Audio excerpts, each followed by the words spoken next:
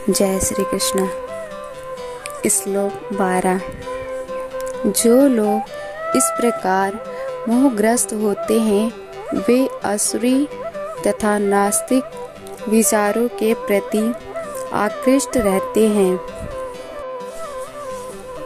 इस मोहग्रस्त अवस्था में उनकी मुक्ति आशा, उनके सकाम कर्म तथा ज्ञान का अनुशीलन सभी निष्फल हो जाते हैं। इसका तात्पर्य है कि ऐसे अनेक भक्त हैं जो अपने को कृष्ण भावनामृत तथा भक्ति में रत दिखलाते हैं, किंतु अंतःकरण से वे भगवान कृष्ण को नहीं मानते। ऐसे लोग को कभी भी भक्ति फल भगवत धाम गमन प्राप्त नहीं होता। इसी प्रकार जो पूर्ण कर्म में लगे रहकर इस भावबंध से मुक्त होना चाहते हैं वे भी सफल नहीं हो पाते, क्योंकि वे कृष्ण का उपहास करते हैं। दूसरे शब्दों में जो लोग कृष्ण पर हंसते हैं उन्हें आसुरी तथा नास्तिक समझना चाहिए, जैसे कि 7वें अध्याय में बताया जा चुका है।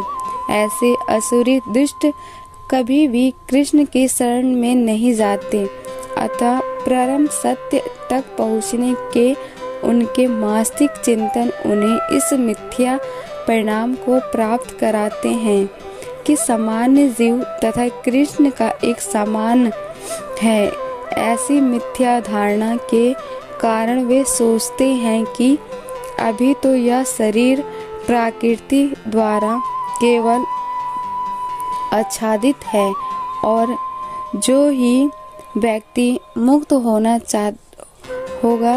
तो उसमें तथा ईश्वर में कोई अंतर नहीं रह जाएगा। कृष्ण से समता का यह प्रयास भ्रम के कारण निष्फल हो जाता है। इस प्रकार आसुरी तथा नास्तिक ज्ञान अनुशीलन सदैव व्यर्थ रहते हैं। यही इस श्लोक का संकेत है। ऐसे व्यक्ति के लिए वेदांत सूत्र तथा उपनिषद जैसे वैदिक वर्णमाय के ज्ञान का अनुशीलन सदा निष्फल होता है। अतः भगवान कृष्ण को सामान्य व्यक्ति मानना घोर अपराध है। जो ऐसा करते हैं वे निश्चित रूप से मोहग्रस्त रहते हैं, क्योंकि वे कृष्ण के श्राद्ध रूप को नहीं समझ पाते। बृहदीभूषण में स्मृति का कीर्तन है। जो कृष्ण के शरीर को भौतिक मानता है उसे श्रुति तथा स्मृति के समस्त अनुष्ठानों से वंचित कर देना चाहिए। यदि कोई भूल से उसका मुंह देख ले तो उसे तुरंत गंगा स्नान करना चाहिए, जिससे छूत दूर हो सकते हैं। लोग कृष्ण की हंसी उड़ाते हैं क्योंकि वे भगवान से ईर्ष्या करते हैं। उनके भाग्य में जन्म जन्मांतर नास्तिक तथा असुर योनियों में रह आना लिखा है। उनका वास्तविक ज्ञान सदैव के लिए भ्रम हो जाता है और धीरे धीरे वे दृष्टि के गहनतम अंधकार में गिरते जाएंगे। श्लोक 13। हे पार्थ, मोहमुक्त महाजन देवी प्रकृति के संरक्षण में रहते हैं।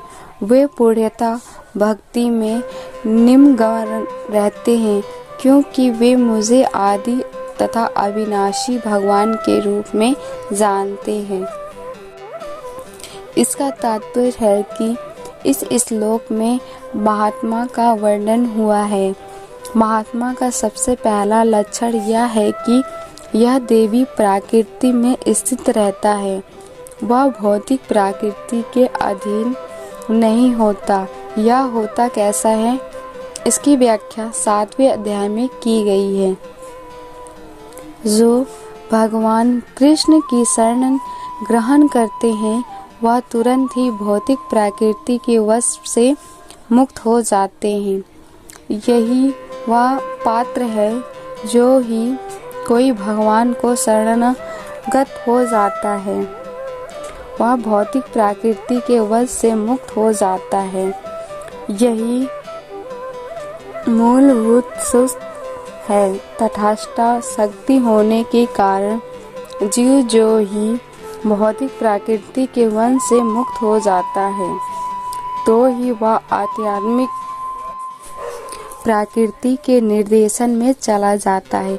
आध्यात्मिक प्रकृति का निर्देशन ही देवी प्रकृति कहलाती है। इस प्रकार से जब कोई भगवान के शरण ग्रहण करता है तो उसे महात्मा पद की प्राप्ति होती है। महात्मा अपने ध्यान को कृष्ण के अतिरिक्त अन्य किसी और नहीं ले जाता, क्योंकि वह भली भांति जानता है कि कृष्ण ही आदि परम पुरुष समस्त कारणों के कारण है। इसमें तनिक भी संदेह नहीं है। ऐसे महात्मा अन्य महात्माओं या शुद्ध भक्तों की संगति से प्रकृति करता है। शुद्ध भक्त कृष्ण के अन्य स्वरूपों यथार्थ चतुर्थ महाविष्णु रूप से भी आकृष्ट नहीं होते। वे ना तो कृष्ण के अन्य किसी रूप से आकृष्ट होते, न ही देवताओं मनुष्यों के किसी रूप की परवाह करते हैं। वे कृष्ण भावनामृत में केवल कृष्ण का ध्यान करते हैं। वे कृष्ण भावनामृत में निरंतर भगवान की